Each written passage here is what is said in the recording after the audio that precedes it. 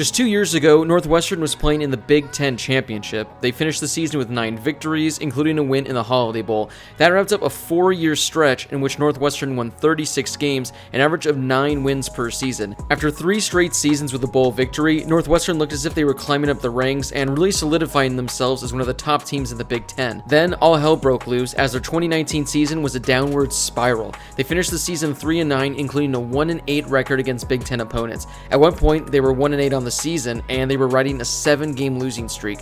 Their offense was scoring only 16 points a game, the 5th worst in all of the FBS. After their worst season since 2002, there weren't a whole lot of expectations for the Wildcats in 2020. They weren't projected to finish dead last in the conference, but they were widely expected to finish near the bottom of the Big Ten yet again. Well, Northwestern has shocked the country in 2020, as they currently sit at 5-0 on the season and are ranked number 11 in the AP poll. And at this point, they look to be near locks to play in the Big Ten title game for the second time in only 3 years. While it looks like we're seeing the Wildcats compete for a Big Ten championship, is it possible we could see them compete for a national championship this year? Before we get to today's video, make sure to click that subscribe button if you love college football, and make sure to turn on those notifications so you never miss a video. So what exactly has changed? How has Northwestern flipped the script and turned themselves into potential playoff contenders? Well, you immediately have to look at the quarterback position, as they were arguably the worst in the FBS last year at the position. Hunter Johnson, a former 5-star quarterback, was awful last year for Northwestern, to put it kindly. He completed 46% of his passes for 430 yards with 1 touchdown and 4 interceptions. With personal things going on back home for him, he was pulled and replaced by TJ Green. Now, Green didn't add much, as he completed 6 of 10 passes before an injury cost him his season. Then, Northwestern turned to Aiden Smith, who was pretty damn bad to say the least as well. For the season, he completed 50% of his passes for 760 yards with 3 touchdowns and 9 interceptions. On the season, through 12 games, Northwestern quarterbacks combined to throw 6 passing touchdowns with 15 interceptions. Yep, through 12 games, they threw only 6 touchdown passes. Well, I guess you can't get much worse than that, right?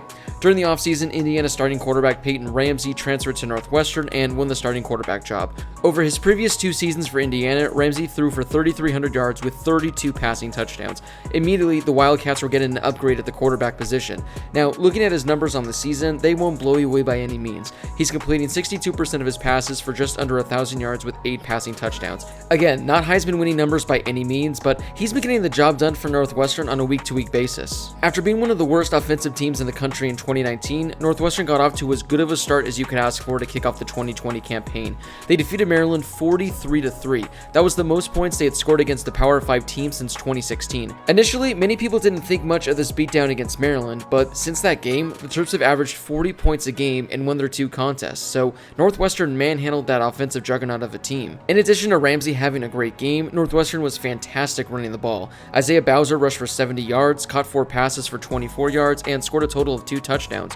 Drake Anderson carried 10 times for over 100 yards, and Evan Hull made the most of his 4 carries, taking 130 yards to the house in garbage time. The running backs led the Wildcats to 325 combined rushing yards, more than they had put up in any 2019 game aside from Illinois and UMass, games in which they literally did not throw the ball at all. Although it's easy to say when you win by 40, but there was something different with this Northwestern team compared to last season. During preseason camp, Northwestern developed a mantra. Without fans in attendance, players would have to account for the extra boost of energy typically provided by the crowd. In other words, they'd have to bring their own juice. In the offseason, the team had started to live by that bring your own juice mindset, and in week 1 for them, they showed it. All game long, there was energy and swagger to the team that wasn't really seen at all during the 2019 season. After an easy 40-point victory against Maryland, Northwestern pulled off a thrilling 1-point come-from-behind victory on the road at Iowa. The Wildcats trailed 17-0 at the end of the first quarter, but outscored the Hawkeyes 21-3 over the remaining 3 quarters. Now, had you asked Northwestern last season to overcome a 17-0 deficit, that would have been nearly impossible, but this year with this new offense, it is possible. They relied on the run, as Northwestern ran the ball for a total of 60 times while throwing it only 18.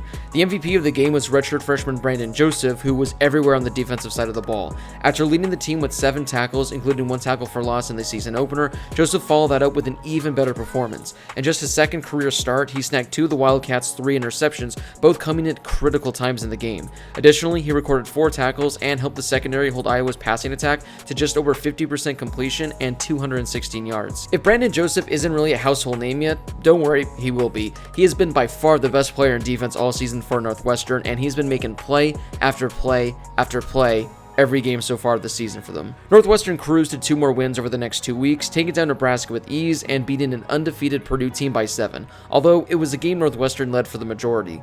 Last week, the Wildcats climbed to number 19 in the AP poll and had a huge matchup against number 10 Wisconsin later in the week. I'll be honest, during the week, I didn't even think twice about this game. I didn't think Northwestern stood any chance. Sure, they were undefeated, but I just didn't think they were a legitimate team. Neither did many other people, including Joey Galloway. Last weekend, Galloway had this to say about Northwestern.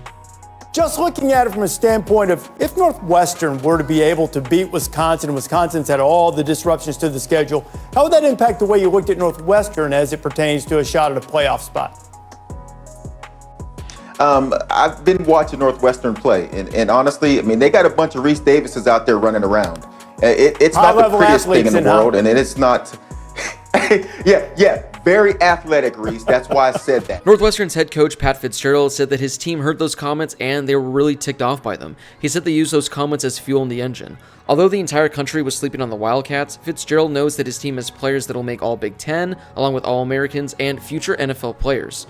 Well, this past weekend, Northwestern proved everyone who doubted them wrong as they took down number 10 Wisconsin 17-7. The victory was the Wildcats' first win against a top 10 team since November 5th, 2011 when they took down number 9 Nebraska. In 2 games entering Saturday, Wisconsin had just 1 fumble and quarterback Graham Mertz hadn't thrown an interception. The Wildcats picked him off 3 times, including 2 times by Brandon Joseph, who I mentioned just earlier. The Wildcats also recovered 2 fumbles. They've held 4 of their 5 opponents scoreless in the second half. Wisconsin didn't score in the final 3 quarters on Saturday after racking up 45 total points against Illinois and 49 points against Michigan. Northwestern also sacked Graham Mertz 3 times and held the Badgers to 3 of 16 on 3rd down. The Wildcats improved to 5-0 for the first time since 2015, and they are 5-0 in the Big Ten for the first time since 1996. They are one of just 2 undefeated teams left in the Big Ten, along with Ohio State, who they're likely going to face in the Big Ten title game. Now, as I mentioned earlier, this Northwestern offense isn't too special, but their defense is. As I mentioned, what they've done so far has been remarkable. I mentioned what the Maryland offense has become, and coming into this weekend, Wisconsin had one of the best offenses in the entire country, and they made both those teams look like Division III programs out there. I can't believe I'm saying this, but are the Northwestern Wildcats legitimate playoff contenders? Well, they very well could be. To close out the season, they'll play Michigan State, Minnesota, and Illinois before playing in the Big Ten title game. Those 3 games are very winnable games, especially with how dominant their defense has been. So, if they go 3-0 like we all expect them to, and they take down Ohio State in the Big Ten title game, should Northwestern be one of the 4 playoff teams? Last week I did a video breaking down Indiana and whether or not they're a good team, which after this weekend I can confirm they are. But what worried me about Indiana was their strength of schedule. But you don't have to worry about that with Northwestern, as they've been beating really good teams. Their strength of schedule ranks 28th toughest in the entire country, and their simple rating system is the 8th toughest. Simple rating system is a rating that takes into account average point differential and strength of schedule, so they have that to back them up. Plus, if they can pull off the crazy upset and take down Ohio State, will there be anyone else in the country who has a better win than that? Maybe Notre Dame taking down Clemson, but aside from that, I think it'll be the best one. Will all of this happen? I doubt it, but then again, I've doubted the Wildcats all season, so who knows what can happen. What do you guys think of Northwestern in 2020 so far? Have you been as surprised with them as I've been? Let me know in the comments down below if you think they have what it takes to take down Ohio State and potentially make the college football playoff. If you guys enjoyed this video, please take a second and give it a thumbs up, as it really helps the video make its way to other college football fans. If you like college football content like this, hit that subscribe button so you never miss another video. If there's a topic or a team you'd like me to break down, drop a comment down below and I can make a video on that. As always, thank you guys so much for watching, and I'll see you all in my next video.